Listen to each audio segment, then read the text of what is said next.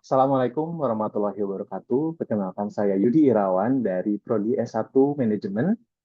Pada video ini saya akan menyampaikan pendapat dan analisis saya terhadap artikel CNBC Indonesia yang berjudul 7 bulan sudah berlalu, begini rapor kondisi ekonomi RI. Saya mencoba melihat artikel tersebut bukan hanya dari sisi pertumbuhan ekonomi atau indikator makro, tetapi juga dari perspektif fiskal dan penerimaan negara. Jadi judul presentasi saya kali ini adalah membaca rapor ekonomi RI 2026, sintetis indikator makro, kinerja APBN, dan peran strategis kepabeanan dan cukai. Fokus saya adalah melakukan analisis kritis terhadap kondisi ekonomi Indonesia selama 7 bulan pertama di tahun 2026, kemudian melihat bagaimana APBN dan institusi Kementerian Keuangan merespons kondisi tersebut. Kalau kita melihat 7 bulan pertama di tahun 2026, sebenarnya terdapat beberapa indikator yang cukup positif. Jadi di sini pertumbuhan PDB kuartal pertama tercatat 5,61%, yang menunjukkan bahwa ekonomi Indonesia masih tumbuh dengan cukup solid. Namun di sisi lain terdapat indikator yang perlu diwaspadai. Ada inflasi pada bulan Juni berada di 3,34%, sementara rupiah mengalami tekanan hingga berada di sekitar 18.040 rupiah per dolar Amerika Serikat. Kemudian dari sisi konsumsi terdapat penurunan indeks keyakinan konsumen menjadi 117,8%, penurunan porsi tabungan masyarakat menjadi 17%, serta kontraksi penjualan retail sebesar 3,9%. Selain itu terdapat 32.389 kasus PHK baru yang menjadi sinyal bahwa tekanan ekonomi belum sepenuhnya hilang. Jadi menurut saya, rapor ekonomi Indonesia ini tidak bisa hanya diberi label hijau atau merah.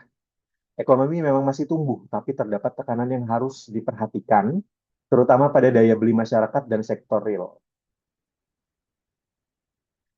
Menurut saya, salah satu hal penting dari kondisi tersebut adalah bagaimana APBN bekerja di tengah situasi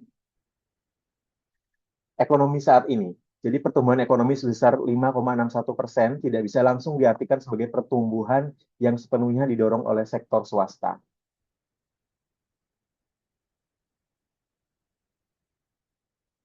Dalam data yang digunakan pada presentasi ini, konsumsi pemerintah tumbuh cukup tinggi, yaitu sekitar 21,81%.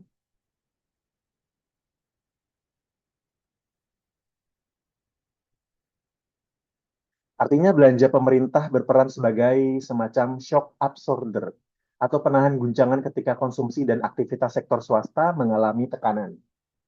Di sisi lain, kontraksi retail dan meningkatnya PHK tentu dapat memberikan dampak terhadap penerimaan negara, misalnya melalui PPh dan juga PPN. Kemudian pelemahan rupiah juga memiliki dampak yang cukup kompleks. Di satu sisi, penerimaan yang berbasis perdagangan internasional dapat terlihat meningkat secara nominal karena nilai transaksi dalam rupiah menjadi lebih besar. Tetapi di sisi lain, pelemahan rupiah juga dapat meningkatkan beban impor dan biaya produksi. Jadi menurut saya, hubungan antara kondisi ekonomi dan penerimaan negara tidak selalu sederhana. Nah, pada slide ini, saya ingin menyoroti bahwa kenaikan penerimaan yang berasal dari aktivitas berbasis valuta asing memang dapat mengalami kenaikan secara nominal dalam rupiah. Namun, kenaikan nominal tersebut belum tentu menunjukkan bahwa volume perdagangan atau aktivitas ekonomi secara real juga meningkat.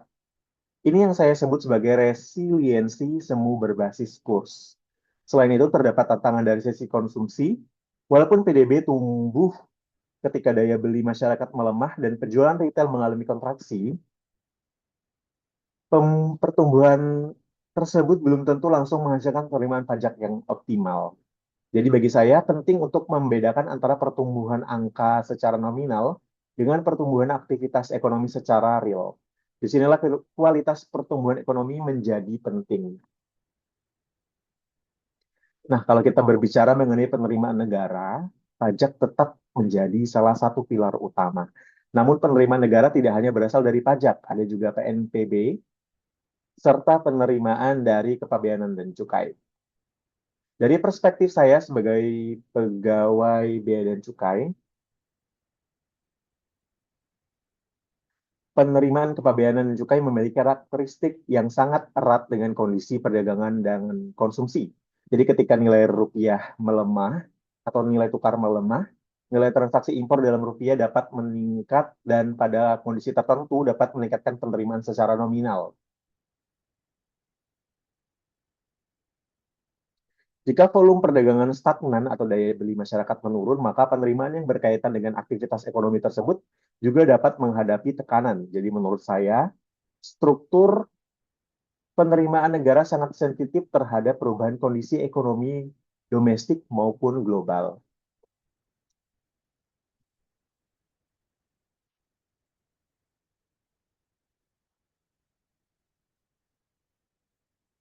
Nah, di sini saya melihat peran strategis DJBC menjadi lebih luas daripada sekadar revenue collector. Memang salah satu fungsi DJBC adalah mengumpulkan penerimaan negara dari bea masuk, bea keluar, dan cukai, tetapi di DJBC juga mempunyai fungsi trade facilitator atau community. Jadi ketika industri membutuhkan bahan baku impor, proses kepabeanan yang cepat dan juga efisien dapat membantu menekan biaya produksi. Apalagi ketika nilai tukar rupiah sedang tertekan, biaya bahan baku impor juga ikut meningkat. Karena itu, fasilitas kepabeanan dapat menjadi salah satu instrumen untuk membantu menjaga keberlangsungan industri. Jadi menurut saya, DJBC berada di titik yang cukup strategis, yaitu mengumpulkan penerimaan, memfasilitasi perdagangan, dan juga melindungi masyarakat. Sebagai pegawai Kementerian Keuangan, saya melihat bahwa tugas pemerintah sebenarnya tidak sederhana mengejar angka penerimaan. Memang penerimaan negara penting untuk membiayai pembangunan, tetapi apabila kita terlalu fokus pada penerimaan tanpa memperhatikan kondisi sektor usaha, maka dalam jangka panjang justru dapat menjadi kontraproduktif. Karena itu bagi saya pengawasan dan pelayanan harus berjalan secara seimbang. Nah, menurut saya ini adalah salah satu bagian paling penting dari analisis saya. Apakah penerimaan negara yang meningkat otomatis berarti ekonomi membaik? Jawabannya menurut saya adalah belum tentu. Sebagai contoh, penerimaan impor dalam rupiah dapat meningkat karena nilai tukar melemah. Tetapi kalau penyebabnya adalah rupiah yang semakin terdepresiasi, bukan karena volume impor meningkat, bukan karena volume impor meningkat atau aktivitas industri berkembang, maka kita harus berhati-hati dalam menyimpulkannya. Hal ini sama juga berlaku pada penerimaan yang berkaitan dengan konsumsi. Jika harga barang meningkat dan inflasi naik, penerimaan pajak secara nominal bisa saja meningkat. Tetapi jika masyarakat sebenarnya membeli barang yang lebih sedikit, seperti ditunjukkan oleh kontraksi penjualan retail sebesar 3,9%, maka kondisi tersebut belum tentu menunjukkan ekonomi yang semakin sehat. Dalam kondisi seperti ini, saya melihat APBN mempunyai dua fungsi yang sangat penting. Pertama adalah fungsi stabilisasi, yang kedua adalah fungsi distribusi dan alokasi. Jadi artinya di sini uang negara tidak hanya dibelanjakan, tapi mampu menciptakan aktivitas ekonomi baru, mempertahankan lapangan kerja, meningkatkan produktivitas, dan pada akhirnya memperkuat basis penerimaan negara di masa depan. Berdasarkan seluruh analisis tadi, saya memiliki 3 rekomendasi. Yang pertama, yaitu menjaga daya beli masyarakat. Penurunan penjualan retail dan indikator keyakinan konsumen harus menjadi perhatian, karena konsumsi masyarakat merupakan salah satu mesin utama perekonomian Indonesia. Nah, yang kedua yaitu meningkatkan kualitas belanja pemerintah.